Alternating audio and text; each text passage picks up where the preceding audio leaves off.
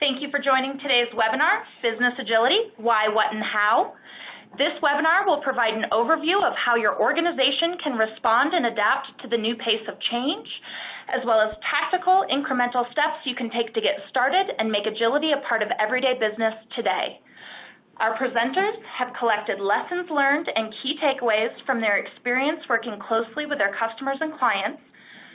Presenting today is Craig LeClair, Vice President and Principal Analyst at Forrester.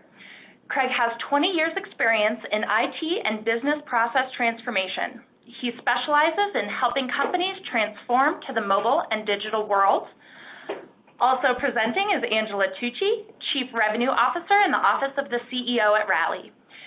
She is leading a strategic reinvention of the company driven by a bold vision for how Rally can help companies around the world be faster, nimbler, and more agile.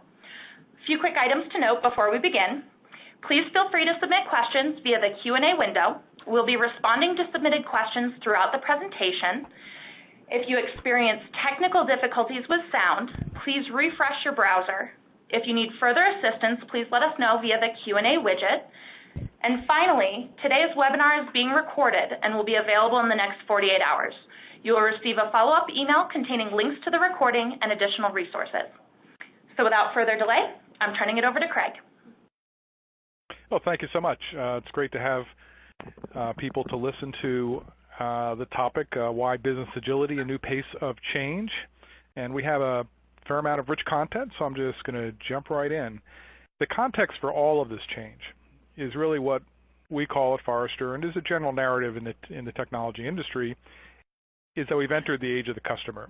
And what that means simply is that you have this power of information that is shifted from institutions. And if you look at this graduation of business, 1900, 1960, the age of distribution, really the manufacturer or the product company had most of the information about their product. When you went to buy a car, when our parents went to buy a car years ago, they went to the one dealership in town, they had 90% of the information on the car. Well, today the average buyer of a car spends 11 hours online before they even go in to give it a test drive. So you have this shift of information power to the customer, enabled by consumer technology, mobile, social media, and so forth. So that's what really has changed fundamentally. And what that's creating is this sort of continual pattern of digital innovation for which companies are not really quite prepared for. And to put that in some perspective, if you look at the list of the Fortune 1000, which is a pretty good list of the top companies in terms of revenue and growth and so forth, been produced for a long time, look at the decade 1973 to 1983. 70% of the companies that were on the list in the beginning of that decade in 1973 were still there in 1983. And only 35% of the 350 companies of the 1,000 were sort of washed away. In other words, other companies exceeded their revenue and so forth, and they fell off the list. But take a look at that in the current decade ending in 2013. Now you have 70% of the companies that were originally on the list at 2003 that are now gone. And that's because you have new companies, the Googles of the world, the Apples of the world, that have come up to take their place. And so companies are faced with this acceleration of business and this much broader strategic risk. And we call that digital disruption. And now, in addition to competitive factors, in addition to compliance risk, in addition to financial risk, you have this new level of strategic risk that companies face.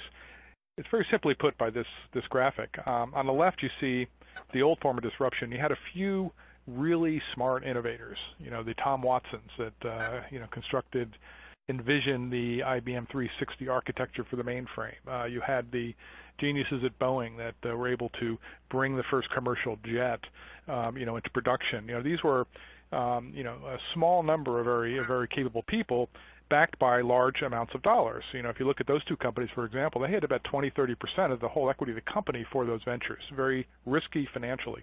Look to the right on this graphic. Now you have thousands of innovators out there. In fact, with the sharing economy, we're turning hundreds of people a day into digital entrepreneurs in various ways, renting out space in their house, renting out their cars, renting out their home for people to stay in.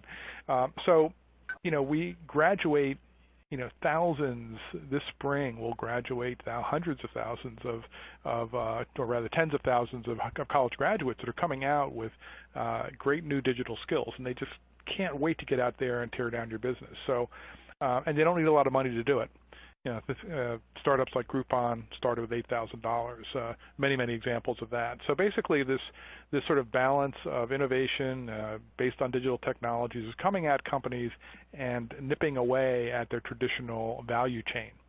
And you look at retail banking, for example. I mean, they used to own access to the customer. Well, now PayPal does, or now Apple Pay is starting to gather the information about the customer. They're still doing the guts of the transaction, but they've lost that connection to the customer.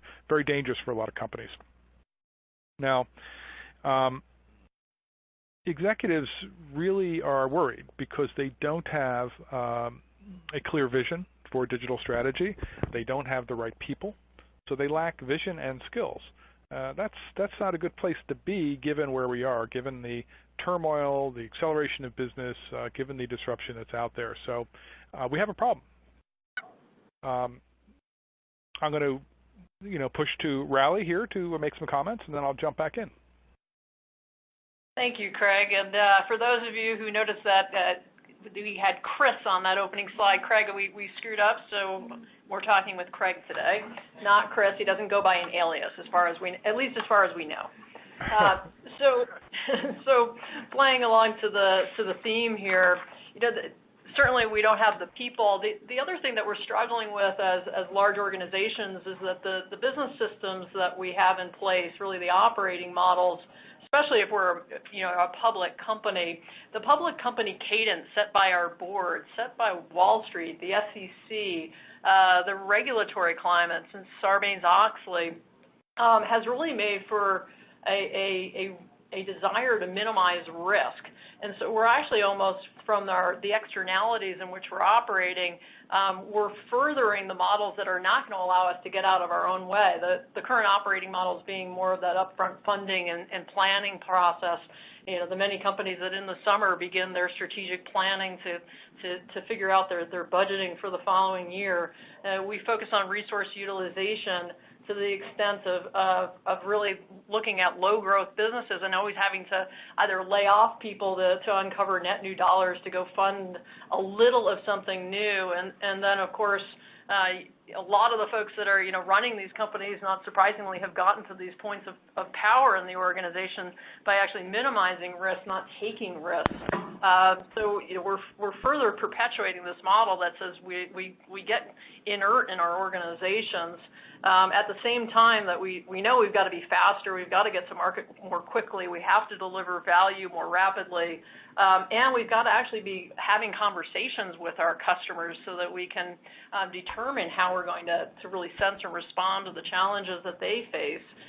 And not included on this slide is another element, which is for all that risk aversion, we need courage as organizations. We need advocates who are going to take the torch and carry it. So, if I think about it, again, many of you probably on the phone have gone through hey, we need a mobile application. We need to have a product line around mobility. Think about probably when you actually knew you needed to do that, to when you actually got funding for it. So I'm guessing first you had to come up with a business case, so you had to vet it with a bunch of people, you had to think through who are the power players in the organization, it's off cycle from the budgeting process, the next board meeting isn't until the end of the year where actually new funding is going to be allocated. Maybe you've pissed off some of your colleagues because they're going to actually have to relinquish dollars in order to fund your net new thing. So, just think of how long it just takes to get something kicked off in a large organization as the notion of how we do our planning process. And then you've got a whole bunch of employees who are already sort of disenfranchised by the notion of, wow, we should already be in the mobile space and we're still trying to guess, we're still just trying to get funding for it and carve out a space. So employee engagement suffers. So not only don't we have the digital talent, but the folks who actually are raising their hands are actually just going, hey, maybe I should go to that startup down the road because that sounds pretty interesting. And then once we do get to the point where we're funded and we've got a team put together, we're having to justify our plans and show planning progress, those stage gates that are actually going to then further solidify that we're going to be slow. So maybe, 12, 18, 24, 36 months. Think how long in the digital world 36 months are. It's dog years. It's crazy. So I know you guys all know these challenges, and part of the reason why you're here. If you really think about a favorite individual's quote of mine, I started my career as a physicist, so I pulled an Albert Einstein quote for you guys to say, you can't solve problems using the same thinking that created them. Of course, Albert was talking about classical mechanics to quantum mechanics, and while as much as I'd like to talk to you about, wave theory and photons, I will get back to business agility here. But it's a very truthful statement, right? If we just continue to do incrementalism around our existing business systems, we are not going to get the escape velocity that's required for us to succeed in this new digital climate. So business agility is a term that you see it in a lot of the different strategic publications out there. Our definition of it is really to say, can you sense and respond to the changes in the marketplace quickly and confidently? And do that as a matter of everyday business. The way I think about it, we were just going through a remodel, and we have one of these huge couches in the living room. Like, how the heck are we ever going to move this inert object? And in comes the movers, and they put these little rollers under it, and they take this 500-pound couch, and now they can push it around anywhere in the living room and move it into the dining room if necessary. Imagine if we could put our businesses on that same kind of roller where they could actually pivot more quickly, steer the business more quickly. So that's what we mean when we talk about business agility. And agility is really going to come from the orchestration of the entire business system. Again, being the challenge being that the current systems are actually predicated on an old operating model, and it's going to start really at the execution layer. And think of this as kind of your frontline employees, those folks that you want to have engaged, empowered, and really able to respond to the market and the steering of the direction of the company. So one of the things that you see really in one of the notions around Agile is really the performance and velocity of teams to be able to deliver value, to do that quickly and to do that often in a way that really can lead to, well, in our experience, anywhere between 4 and an 8x improvement in cycle times. At the business level, that's the next place to really think about. You got to think differently about the cadence of your company, how responsive you are, and how coordinated you are across the organization. You don't want strategic dissonance, right? Part of the company's going left, the other part's going right, or part of your business unit's going left, part of it's going right. And that comes from the coordination of these teams and your funding and deliverable cycle. Think about incremental value creation versus big bang value creation that, again, is usually late to market. And the thing that's going to glue it together is really thinking about how you're allocating to the highest value, most profitable initiative, or at least those initiatives that you believe are going to have the greatest benefit. How often do we actually sign up for too much? We take too much work in process, and that ends up being even more a delaying factor. We get bottlenecks in our organization, and we can't get value to market. So in combination, this is how we think about putting the couch on rollers. So I know that's the way that Rally thinks about business agility and what we're seeing in the market. I think Forrester's done some tremendous work to really say, well, how do you know you're doing it, and when are you not? What are those dimensions? So let me turn it back over to Craig. Yeah, let's just thank you. That was great. So let's just talk about what business agility is and try to break it down a little bit, because it's a concept that you get different opinions as to what it means. You have two executives talk about it. They think about different things. So what we've tried to do at Forrester is to make it simple. And so there really are two aspects of business agility that are really important. One is awareness, and one is execution, which you see on this graphic. And Basically you have to know what's going on, and you have to know, based on that knowledge, you have to be able to do something. And those that can do both have good understanding and also good execution capabilities. They're formidable, as in the upper right here. But some companies, may know what to do. They know who their competitors are. They know what the market demand is, but they can't get it done. They don't have the execution capability. They can't marshal forces. They can't change their technology, so they're paralyzed. Similarly, others may be able to execute really well, and I worked for a company that its core competency was really operations. It was a big BPO provider, and they were really good at execution, but they didn't really understand their customer, and particularly as the customer was changing. So they were essentially in this dangerous quadrant. They had low awareness, but they could execute quickly. They could essentially do something pretty stupid quickly, which is not where you want to be. And of course, if you can't do awareness and execution, either one, then you're in that clueless category, and you certainly don't want to be there. So when you look at that, what we've done is taken these 10 dimensions of agility, and we've been able to survey a lot of companies, hundreds and hundreds of companies, to understand kind of where they are relative to their awareness and execution competence for each of these 10 dimensions, and thereby develop an agility score, which I'll talk about in more detail. But here are the 10 dimensions, and there were 3 logical buckets for these: market, organizational, and process. And this is where agility in the past has been confusing to people, because the technology community focuses on agile methods and really software development and software innovation, really the process area, which is the lower part of this chart. And they tend to ignore the organizational aspects of agility, things like change management, psychology, and ability to disseminate knowledge. The academic community tends to focus almost solely on the organizational aspects, and really it's about leadership in the corner office. And the reality is that agility requires elements of the organization and elements of process. And also what we've introduced, because of the age of the customer, is this specific category that focuses on understanding the customer environment. So when you look at these 10 dimensions of agility, channel integration, that really gets to mobile, market responsiveness, that's the ability to get new products out.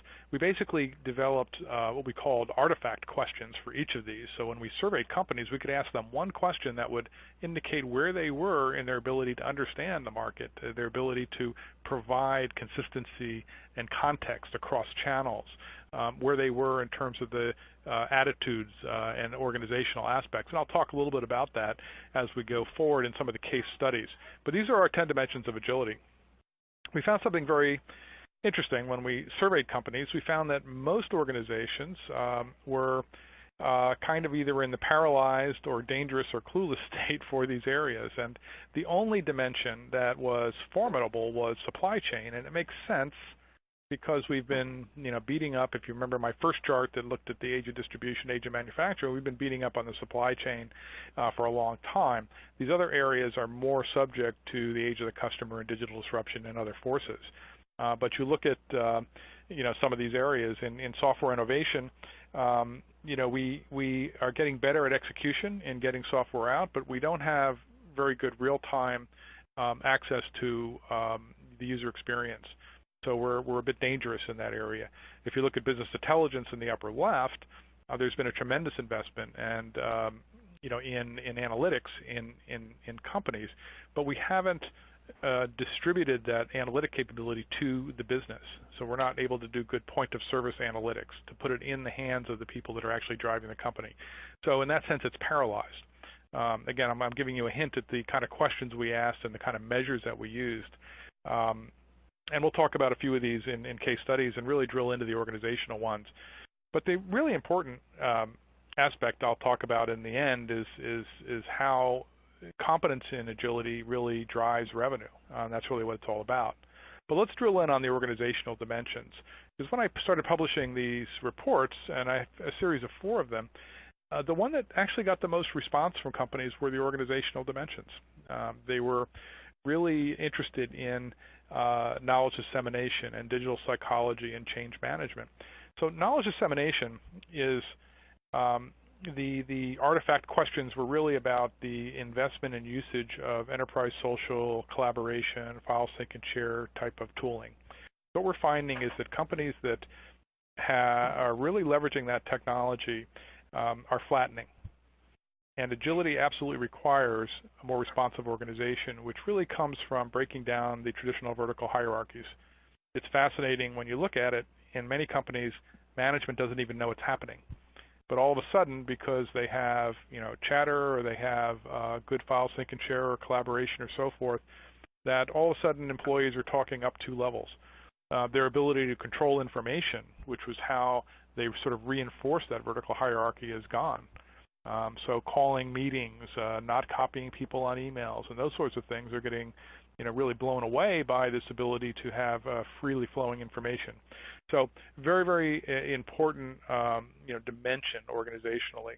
Digital psychology is critical as well, because it's really attitudinal. It's how much do your employees embrace the opportunities that the digital world provides. So if you have on the awareness axis, it's really about the skills, and we saw on a previous chart that the skills aren't there. Or most executives feel that they don't have the skills internally to move to digital. But on the awareness aspect, it's really the measuring the attitude. Is there a strong optimism, or is it a threat? And on the execution aspect, it's about the skills. So digital psychology is really important. And change management is your traditional area of more traditional area than the other two of really how do you communicate change? How do you deal with the human aspects that will occur as a result of a change? Do you have strategies internally? Do you have the expertise internally to really manage that? So let me give a couple examples because they really make more sense. But I'll turn it over to Angela now. You're welcome to give an example here, and I'm also going to end up, Craig, asking you a question too, so maybe it'll warm you up if you want to give an example. Well, actually, I have examples coming up, so why don't you talk through this, and then we'll get to my examples, and maybe your question will fit into one of those.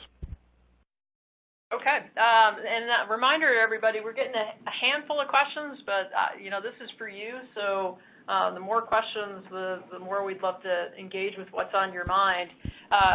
Craig, I am going to ask you this, given that we just got a question in about performance management. So in your experience, what are companies doing on the performance management front, which is often one of the biggest challenges put forth by the HR organization? Well, relative to this, and many in the audience are familiar with the great book by Michael Lewis, Moneyball, and the somewhat mediocre movie by the same title. But it talked about how baseball for 100 years had been viewing the wrong set of metrics. It looked at batting average as opposed to on-base percentage, for example. And so it's a similar thing with performance management. We've been looking at really 2 buckets of metrics for performance management. We've been looking at quality, which is great. It comes out of the Six Sigma and the manufacturing and supply chain world. We've been looking at productivity, which are things like cycle time and so forth. And those are the 2 buckets that have been focused on performance management.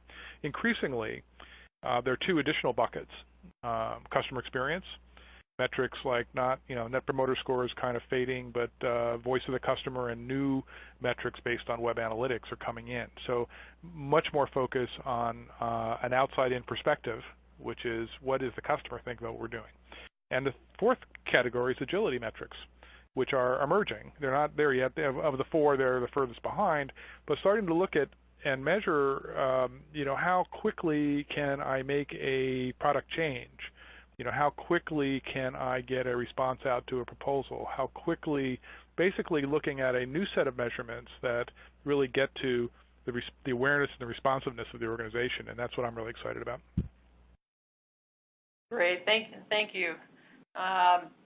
So when you think about then the dimensions and the setup here where we talked about that really our business systems are challenged given, again, the externalities we've dealt with and the fact that we weren't living a digital age when we formed many of our companies.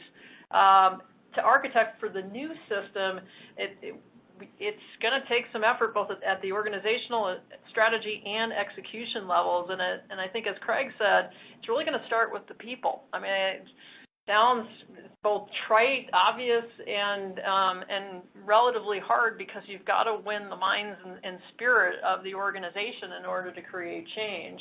And whenever we're talking with customers, it's interesting how often the conversation gets into, well, how do we attract and retain and develop our best people, because they're the ones that are infusing the rest of the organization with the attitudes and the modeling of behavior. And again, part of it is actually joining organizations that have a propensity, or at least a willingness to change, as Craig said, the awareness of the challenges and the willingness to do something about it. So organizational agility is really around that centricity of empowering your organization. And then from a strategy perspective, we've got to be looking outside in. We kind of, especially if we're in a low growth kind of business and we're looking at the net new opportunities, we often get very insular and we start to go for operational excellence. And again, those quality and KPIs that really don't matter to the customer. There are ways in which we're trying to eke out a little bit more percentage points to the street, but it's not value creation that's going to give us the longevity. So from a strategy perspective, we've got to be responding to the market, which also means that the market is moving faster than our businesses are, so we've got to change our cadence and think about our funding models being different from the way that they've been. Now, they can be diced up in ways in which we can still make the board call, if you will, to make our SEC reports, but also that we can allocate to the teams that are doing the net new activities for our customers, which then says, what we're doing for our customers has to be value-based. Not project-based, it's really value-based. And if we're putting wood behind the arrow of taking our teams and organizing them and creating a synchronization to the outputs, sometimes you hear of it called, sprints or iterations, that in turn will then create the notion of agility and being able to get quick feedback from your customers. So these are the pillars that we look at in terms of just how to think, again, sort of top to bottom, think holistically about the system to drive change. So if you go to one of the questions we just got in here, yes, we're talking a lot about public companies, and can public companies really do an incremental funding model? And the answer is absolutely yes, because you really are just carving up or basically dicing what's that long celery stalk into diced up pieces along the way, and looking for it based on value that's created to the customer. If I give an increment of funding, do I get some value out the other side? So you can certainly go through your annual planning. I know many of you feel like probably your CFO runs your business because it's the budget that determines the plan. But you can still have your executive leadership team being able to allocate the dollars in a way that's to the people to get the value created out the other side. And we see this often. It's a mindset change more than having to worry about a reporting change. So if you also think about the element of, you can't deliver on your strategy unless basically you can deploy it. The deployment side of this was something, Craig talked about too, which is you basically have to overcome, or I love the word that one of my teammates here put in here, ditch the functional silos, because it's an alignment to objectives. You can have your functions all sitting in silos, but if you can say, here are my key outcomes, here's how we're going to align our work such that we're on the same page, even if we're sitting across the aisle from one another, it's amazing how then you start to see that you're really all on the same team. And too often as leaders, we get caught up in my department versus your department. What about the objectives that we are trying to create for the business? And once you start to align objectives, then you'll see the behaviors between your teams change. Part of what I do is run a sales organization and a services organization. They were at odds with one another at one point. And sometimes we were trying to, sell more software, and on the other side we were trying to deliver more services, and we'd show up to the customer at the same point. When we started to shift the objectives to say it's really about the lifetime value of the customer and their response or their basically voice back to us as to whether we're giving a high degree of service and value, then suddenly the services and sales teams started to look at each other and go, hey, let's come up with a joint plan with our customers. Like, yes, and it was as simple as that conversation, even though they're still sitting in two separate organizations. So that's what I mean about overcoming the functional silos. And as Craig said, and if you're not already doing this, your organization is already aware that you're actually preventing them from doing this.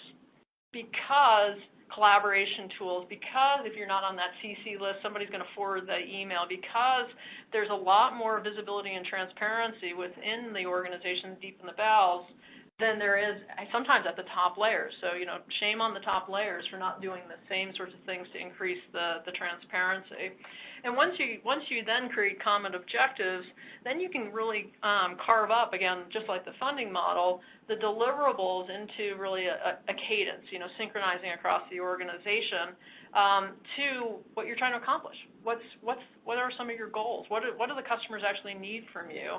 And create those when we say realistic plans, we mean with the capacity to accomplish them, not putting 1,000 cars on the highway on 101 in California at rush hour, which is just going to bring everything to a halt, but putting 3 cars on the highway. Giving your teams the ability to say when enough is enough, such that they feel that they can succeed. And once you ask your teams, once you say, can you get this done? Can you give me a thumbs up that this is going to be accomplished? Now you're empowering them. Now they like working at your company. Now they're finding that when they put their efforts, they actually get to see results, and they get to see results quickly, and it becomes almost like gamification, right? You're delivering value, and you're getting response. The customer's coming back and saying, this is great. We love that you're delivering. We at one point actually had one of our customers say, you're delivering so quickly that we're getting a little delivery fatigue. Well, great. Let's slow down a little bit. Maybe our cadence is too much. So you look at that and then think about the next step being really if digital and software is so prominent, then you've really got to look across your entire set of software organizations and make sure they're operating in coordinated fashion. And I know many of you are wondering what DevOps is, or you're already practicing it, or you're wondering how Agile fits with DevOps. I go back to the functional silos and creating common objectives. When Agile teams or development teams are performing well, their quality goes up, which makes them much more favorable to the ops organization who's willing to employ that and put that on their cloud platform. If you then start to say our objective is actually to get this capability to our customers quickly, and that's our joint team effort, then you find that dev and ops works well together. So this is just an example of how can you deploy your strategy with agility, and I'll kind of walk you through a series of steps that make it more digestible, because I know that was a lot of material to take in just one slide. So think about it this way. You really want to create a change that sticks. And to get change that sticks, you have to pick a reason to change. And it's got to be meaningful, and it's got to win the hearts and minds of your organization. Find the people who are quick to become passionate about the reason to change and enlist them. Get them onto your team. And then empower that team to lead the transformation, which means you're going to have to trust a bit. You're going to have to let them go and give them the ability to actually stumble a bit, just like you would with your own kids.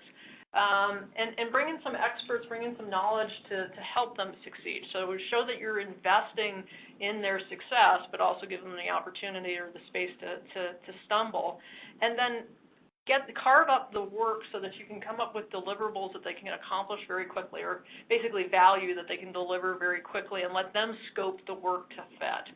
And then listen to your customers, inspect and adapt. So I know that sounds, wow, that's really easy. I'm teasing. It's, obviously all of us have been in business long enough to know that can be challenging. So let me really take a double click on that again.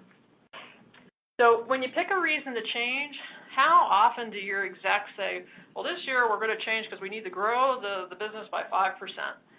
That does not win the hearts and minds of your people. It does not. Maybe beating the competition does. Maybe being the best mobile app. Maybe being in the Apple App Store. Right? Pick something that actually your frontline employees care about, and make it very tangible for them. This example of losing weight, part of that was probably around physical image. And there was a plan behind it. There was a set of things that this person could do, but there was this aspirational state to motivate them to go forward. And I know many of you probably have put on the fridge a picture of somebody you think, gee, I wish I could look like that someday. So it's not dissimilar in our work environments. Make it aspirational. When you charter the team, think a bit about finding, like I said, those people who quickly get passionate. And there's these folks in your organization who have informal influence. Those are the folks you want to go find. You certainly want executive sponsorship. That's always a good term. But you're really trying to find the people who can always get the work done somehow and happen to know everybody. And if they start to go left, they're the bellwether of what's going to happen in your organization. That's the group that I mean in terms of finding it. They're the informal sort of power players in your organization, and the ones that align well to the aspirational state. Support them, though. And this is a case where there was a good report I just saw from McKinsey, actually, in the, I think the March issue of their Insights report, that talks about how this is a real specialization to get to business agility. Just like the business systems of old are the ones that aren't going to help us solve the new problems, many of your trusted advisors of old are not the ones who are going to help you solve the new problems. Needing to find partners who actually have the expertise in the new systems. It's why, for instance, large companies put a facility in Silicon Valley, because they see that as the new system. They don't, I don't want to pick on any cities, but just pick a manufacturing facility anywhere in the Midwest. They don't put their businesses there. And there's a reason for that. You're looking for the new rules. You're looking for partners who actually have experience in the new way of operating. And McKinsey writes about that in terms of finding sort of best-of-breed organizations. And then it's really around empowering the team.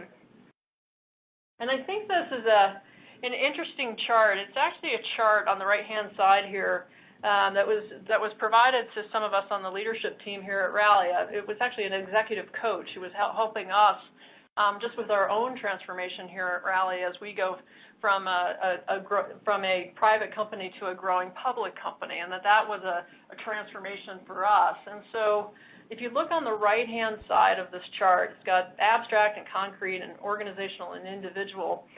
Often what we do is, in box one, which is the bottom right-hand side, is we start with our strategy and our structure and our technology and processes. This is where we have lots of muscle memory if you were born if you're older than, let's say, 35. And I'm way older than that.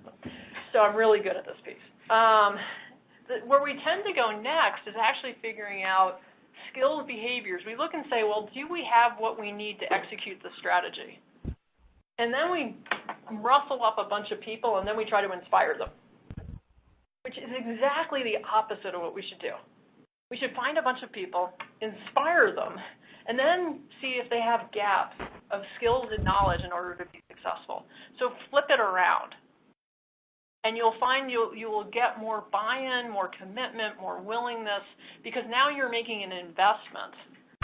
And then you can go through the rest of the mechanics on creating really the vision and the working agreements and the taxonomies that you're going to use and the lexicon.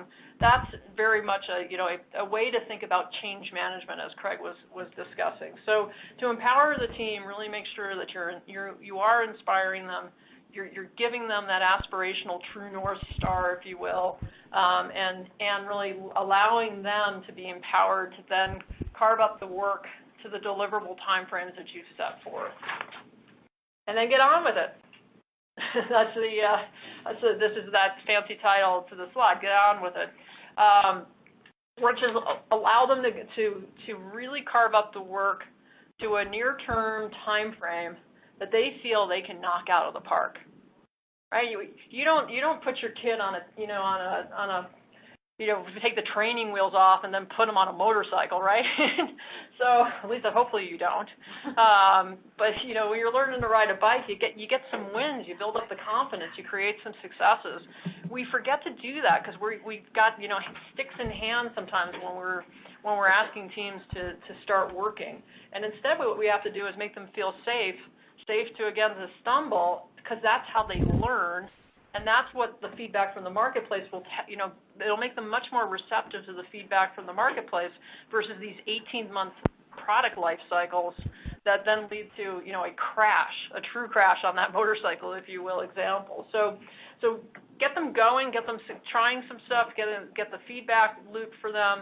Know that there's going to be some stumbling, but don't do it over a year time frame. Do it over like a 2-week time frame to create that value. And then inspect and adapt. Celebrate the achievements, really call out that these are the folks that are really helping to deliver customer value. Celebrate those successes. We so infrequently in business tend to celebrate the wins. We tend to flog ourselves for the losses. You can absolutely change that dynamic within your organizations. And now I went through this sort of twice, which may make you think that this takes a long time. Surprisingly, we can see the results within 3 to 4 months, which, again, is so much shorter than the annual planning cycle, the annual budgeting cycle.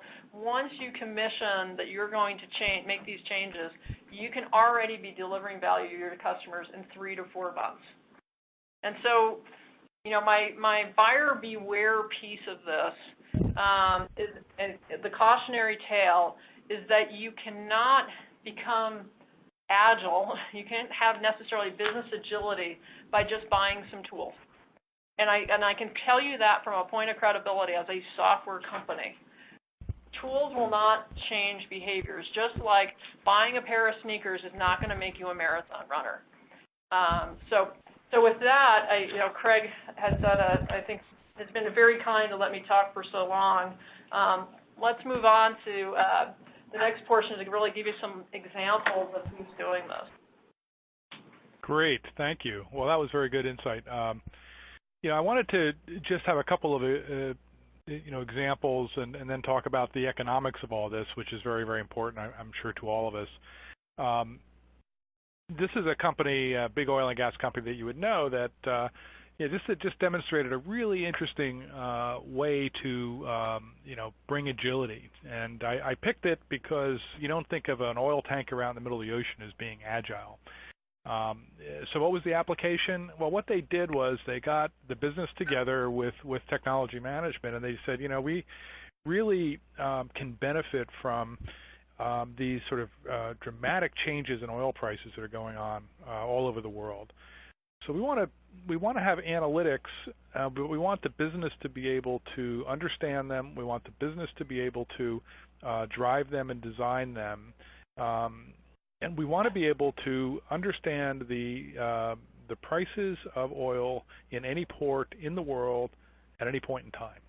And so they built a real-time application that will actually redirect this tanker that's out in the middle of the sea to the port that's paying the highest price for crude at that particular time, based on all the transportation logistics that are needed.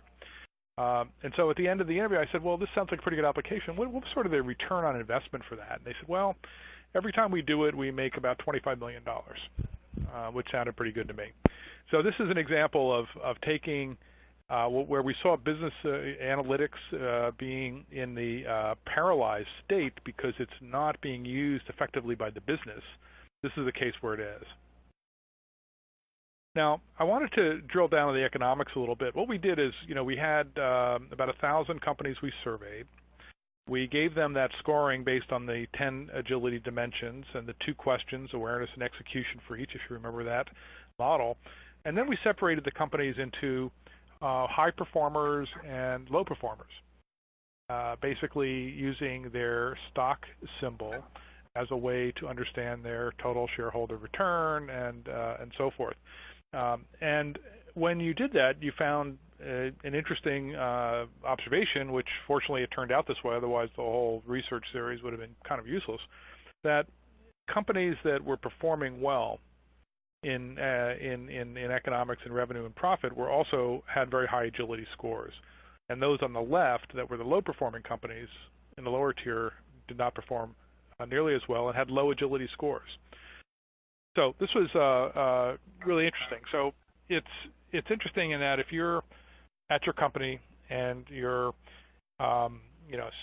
senior management is getting that glazed look when you talk about agility, you can take this one chart in and say, well, look, it does matter. Companies that are addressing their deficiencies in these 10 areas are performing better. Now, it's not just for software product companies, banks, insurance companies, healthcare. I think this is your side, Angela. It is, and along the lines of what you were just talking about, a question from our audience here for you. When you speak to a traditional waterfall organization, where do you see the most successful organizations starting their transition? The psychology, road mapping, a dollar calculation of the value of change. What's the impetus? Well, the waterfall methodology versus a more agile methodology, that really relates to only one of the 10 dimensions. So that relates to the software innovation piece, which is one of the process dimensions. So certainly being able to deliver technology, deliver applications to your business is really, really a critical aspect of process. But it's not the most important approach when you're dealing with market agility factors or with organizational agility factors. So what we're been helping companies do is to understand where their weakest points are in the 10 dimensions, and also where are your competitors, where are your peers stronger. And it may be in the software innovation area, but more likely it's in one of the areas in the market area. That's what we've been finding anyway. So you really have to figure out what area of agility is the weakest in the company and then put together a plan for that. So hopefully that addressed some of the question. Great, thank you. So it is an interesting piece that based on some of the things that I walked through and Craig's been talking about, you may think that this is so much easier to accomplish if you're in a small company perhaps. So the examples we decided to cite here are huge companies, global organizations, and/or sort of Fortune 500. And so one example here is a very large global bank that needed to get into a new business that was being digitally disrupted and had to carve out really a set of dollars and a goal and get started. And they had tried alternative approaches to change, to their transformation, but eventually got to the point of really bringing in outside expertise to, in less than 6 months, get to a $600 million business. So but a phenomenal commitment from the executive team, again, chartering of individuals who are, really took the aspiration and brought the passion to it, brought in coaches that were really going to be part of that supplement to empower the teams, and then codified it basically through one of many ways, but of which a software platform, for example, helps. Likewise, a leading global company that's in the telecommunications industry. Gosh, barely. That's one of the most disrupted industries as well. And here's a case where they're just too slow. So you're taking really a traditional business line and saying, well, we've got to really speed up our delivery capability and eliminate those sorts of things that aren't creating customer value. And so they were able to actually get to the point where, again, their reputation in the industry for quality wasn't all that high, but really the effect was carving out, again, a group, teaching them a new way to work, that teaching that they've now been able to really go their own and really reduce cycle times or delivery times from 12 months to 3 months. And again, really started from a consulting basis and being partners to this company, and then again codifying it such that they could be actually in a position where now I think they're moving much more into a DevOps model. So if you think about it, the key takeaways and to wrap, so we have some time for questions, since we've got Craig here. The old way of working, our old systems, we've adopted them. They were formulated back in the 60s, 70s, 80s, and 90s when you saw Craig's first slide. I mean, it's so true, and often we don't ever throw that kind of stuff out, and we further lay upon it the regulatory climate and our natural cadence that the board asks us. But we really have to think holistically about the business system. But we don't need to rescope the entire company to make for material change. The two examples I cited were really around the bank. In their case, this was a new line of business, but that's a material change. And for the telecom provider, again, a material change to an existing set of capabilities and services they provide the market. So where you might think, gee, this is just what the guys in Silicon Valley do, it's not. It is mainstream, corporate companies that are able to make these shifts. And so the confidence in your organization, if you're shaking your head going, but we couldn't do this, there's a long list of companies you'd be surprised potentially by that are doing this. And so with that, let me open it for questions. Do we have the next set of questions here? Okay, so Craig, another question for you, and maybe we both can weigh in here. How do the KPIs change in this new world in which we're operating in, where we've been sort of long in the tooth in planning and budgetary cycles? How do you see a shift in really the KPIs for business? Well, so two ways. One is that the sort of process to transform, the methodologies to transform processes have shifted gradually to an outside-in perspective. Methodologies like business capability mapping, value stream analysis, target operating models, and the current favorite, customer journey mapping. They're all trying to do the same thing. They're trying to create an outside-in view and to start looking at processes from the customer's perspective, not from an internal perspective. So the first big business change is to start aligning our metrics with that customer journey view or that value stream view. And if you think about it, an easy example is in an order administration process right now. The current metrics for most companies are focused on, the errors in the warehouse fulfillment area, the errors in taking the order, or the metrics around successful taking of orders. So they're very siloed and not from the customer experience. So the current version of metrics, to change that, you're going to look at the value stream order to cash, and you're going to develop metrics that reflect the perfect order from the customer's experience level. The customer doesn't really care whether the error was made in the initial taking, whether it was made in the warehouse and fulfillment area, or whether it was made in posting entries to your general ledger or ERP solution. The perfect order is can be characterized by metrics that relate to the customer. So that's the one change that I see that companies are trying to get to. It's not easy to get there. As Angela was saying, you've got to kind of rethink how your processes are being done internally. Huge challenge for most companies. The second area is one I alluded to before, which is expanding the buckets of KPI away from really augmenting and complementing the traditional areas of key performance indicators of quality and productivity, and expanding them for stronger emphasis on customer experience, stronger emphasis on agility, which can be measured. The other thing that's interesting going on in performance management is there's a stronger desire to link the operational KPIs, to the boardroom, really, to the objectives of the CEO.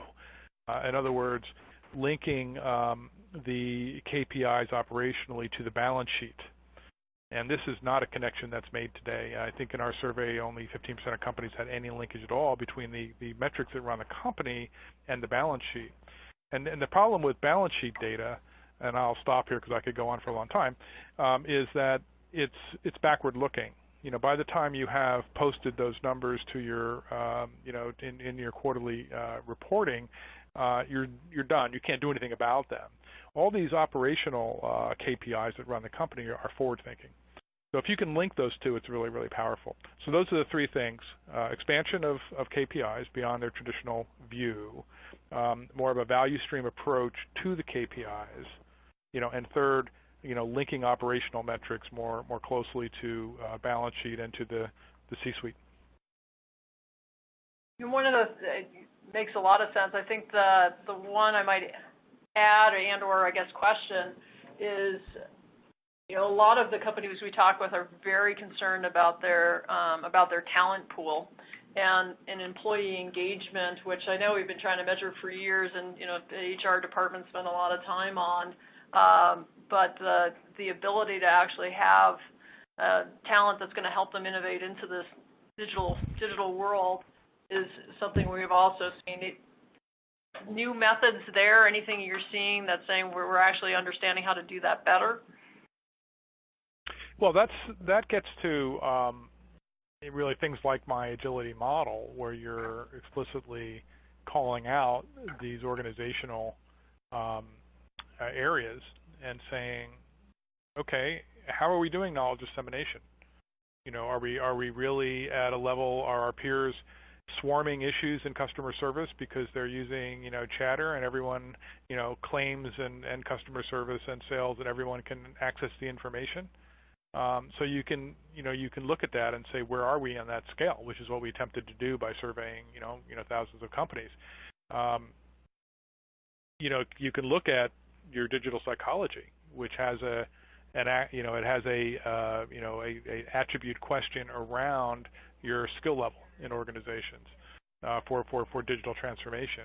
It has an axis around your attitude and how senior management really promotes ideas.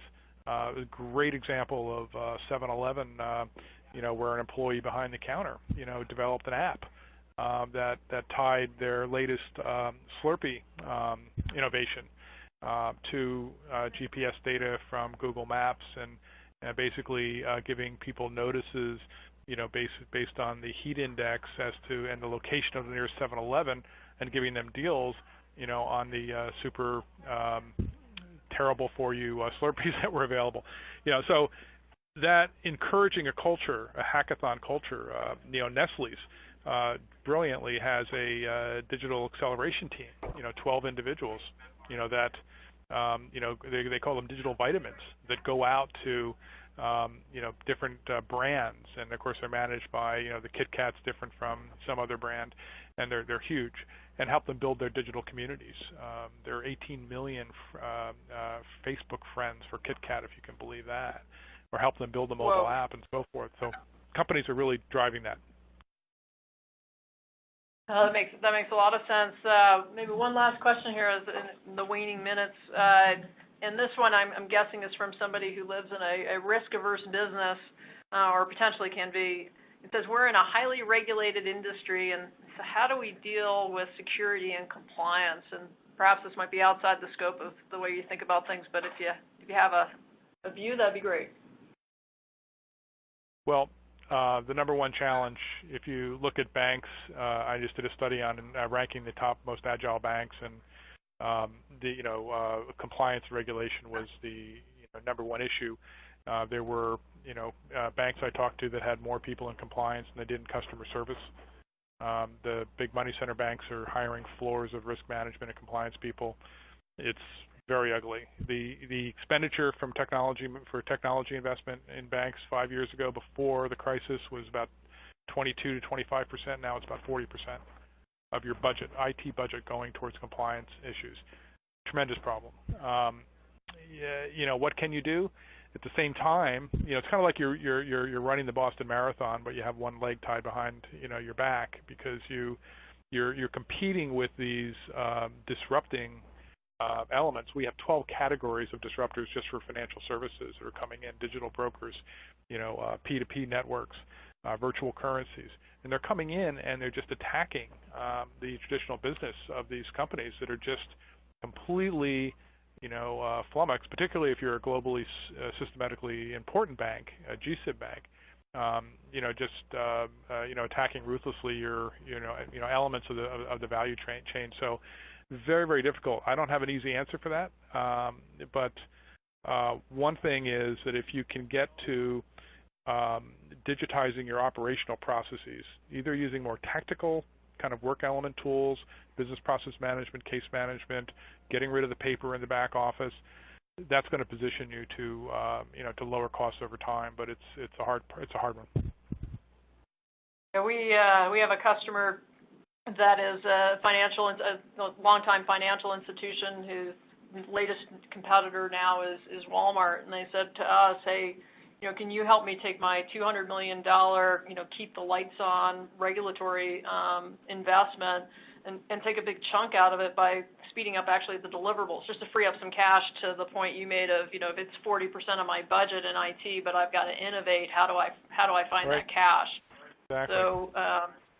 So that velocity is at least one way, but there isn't a silver bullet. So I think we're at the top of the hour. We had a very kind audience, and so I want to at least spend a moment to thank Craig for his great expertise and for joining us today.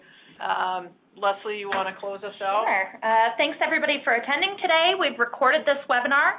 We'll be following up in the next 48 hours or so with links to the recording and also the presentation, and we'll do our best to get a couple of extra questions answered. Thank you very much. Have a great day. Thank you.